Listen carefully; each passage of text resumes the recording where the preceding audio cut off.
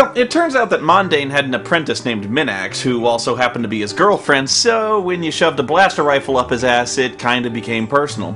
In fact, she's so pissed off at you that even though your character travels back to Earth, she takes over Caesarea, then tracks your ass down, opens a dimensional gate, and takes over your world too. Or at least I think that's what's going on in the context of the whole Ultima story arc. At this point it's a little muddy as to exactly what's going on and where we are, since the map has now changed from Caesarea to Earth as we know it, and yet Lord British is still around because he lives in a castle in the UK. And the real question isn't so much where we are as when we are, because there's actually a time travel storyline as well. Minax is doing some kind of time compression thing like the Sorceress in Final Fantasy VIII, and the timelines are all fucked up, so who the hell knows. Even more pressing a question, if your character is supposed to be the hero from Earth, how come you can choose a race between human, elf, dwarf, and hobbit? Look, they're little people, I get it, but you don't need to demean them further by calling them fucking hobbits. Or is the Shire an actual place and Peter Jackson just went to shoot there on location for Lord of the Rings? In this game, you're running around a map of Earth, jumping through time gates that lead you to eras before and after Minax has enacted her holocaust over the world. I'll tell you the truth, this game always confused the hell out of me. I never knew where to go, or when I was supposed to go there, and when I got there, what I was supposed to do. Even reading the walkthroughs just made no sense. I'll try to explain. Okay, bottom line, the goal is you have to kill Minax, who lives in a castle in the Time of Legends, which is protected by legions of demons and force fields. To get past the monsters, you need magic coins to negate and freeze time. To get through the force field without getting incinerated, you need the magic ring. Of course, the game never specifically tells you that's what the ring does, just that you should probably find one. Where's the ring? Well, one guy somewhere tells you that Father Antos has the ring.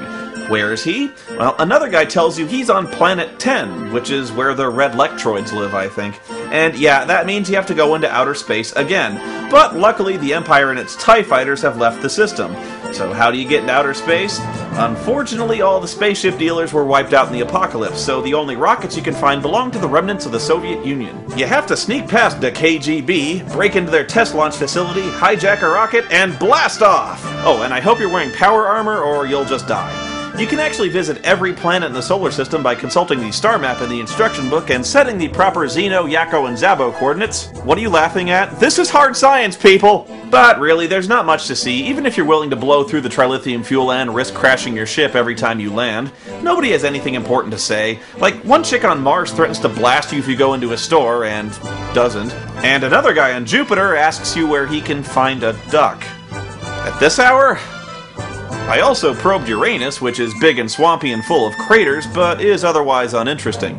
Actually, there's only one town there called New Jester, but for the life of me I couldn't figure out why. But if I were to guess, I'd say it's where all the jesters of the world were exiled for making endless Uranus jokes.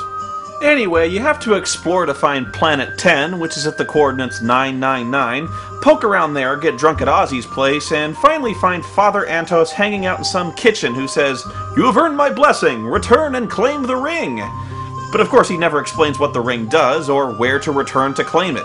It turns out you have to go to New San Antonio and find some guy hanging out under a tree who says, "I am an old man," and then you have to use a special undocumented keyboard action to offer him 500 gold pieces, and then he gives you the ring. What the fuck? How am I supposed to know that? I must have seen every single line of dialogue in this game, and I don't think there's a single person here who explains this. This guy certainly doesn't help. He doesn't even say he has the ring. He just says he's an old man. Why would I spontaneously shove a sack of 500 gold pieces into his hand? And yes, you actually have to go to Planet 10 to get Antos' blessing, or the old guy won't give you the ring. Oh, he'll take your money, but he won't give you the ring. How the fuck does this guy know? Does Antos update his fucking Facebook or something? Why does this random old guy sitting under a tree have a magic force field nullifying ring? Why does nobody explain anything in this fucking game? I don't know, but New San Antonio is a weird town anyway. While you're there, you can find a building called the Hotel California. Yes, the Hotel California, which is in San Antonio, Texas. Be prepared to come back here a lot, because there's a guy in the hotel who, if you offer him $100, will either say thank you or alakazam. And if he says alakazam, he just randomly raised one of your character attributes by 4 points. How? Why? I don't know. But it's $100. This is the only way I ever found to level my stats up, and you need to do this because it seems like you're never able to equip new items because you're either not strong or agile enough. You'll blow all your money on a phaser and power armor only to be told your attributes suck too much to use them. So basically you spend the entire game grinding out gold pieces. You grind out gold, buy a weapon, find out you can't use it, grind out more gold to give to the Hotel California, but remember you need to buy food, so you need to grind gold to buy more food so you can grind more gold so you can level up, so you can use weapons so you can grind for more weapons that you can't use. You can check out anytime you like, but you can never leave! Anyway, you do all that, go to the Time of Legends, and surprise, you find out that many of the demons around Minax's fortress are not only badass, but some are invincible. It even says so in the book. Trust me, you can stab him with your steely knives, but you just can't kill the beast. You have to freeze time using magic coins, get into the fortress, and attack Minax. Oh, but wait, I forgot to tell you, there's only one weapon in the entire world that can actually hurt Minax, called the Quicksword. Okay, actually, maybe I didn't forget to tell you because the entire fucking game forgets to tell you because I don't think there's a single solitary person in the entire world who decide they might want to mention this little factoid. How the fuck are you supposed to figure this out before the internet and you can find walkthroughs online? I'm serious. Nobody tells you what this sword is, what it does, or where to find it. It turns out there's some guy in a prison cell you have to break into, pay him a ton of money, and he just sells you the sword. And don't even ask me how a guy gets locked in a prison cell with his magic sword, and why he's so eager to sell it for gold pieces when you just broke him out of jail. And Minax is annoying in her own unique way. She does this thing where every time you hit her, she teleports between Chamber 1 and Chamber 2, which are conveniently labeled, forcing you to run back and forth between the two rooms, slapping her around until she finally drops dead.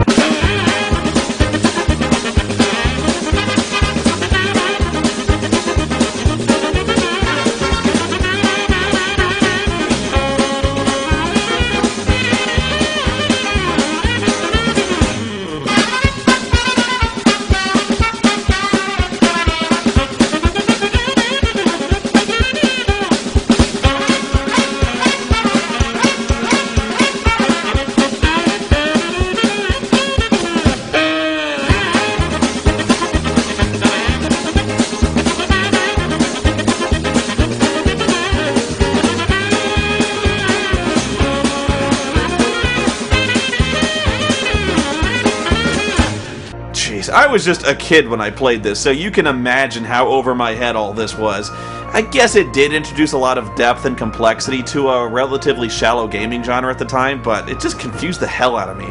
Some dance to remember, I dance to forget.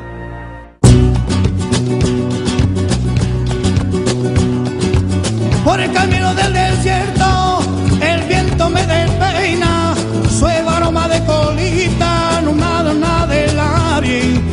Ella de lo lejos, una luz entera, la idea de mezclar, te vi por en la noche. Welcome to the Hotel California, such a lovely place, such a lovely place.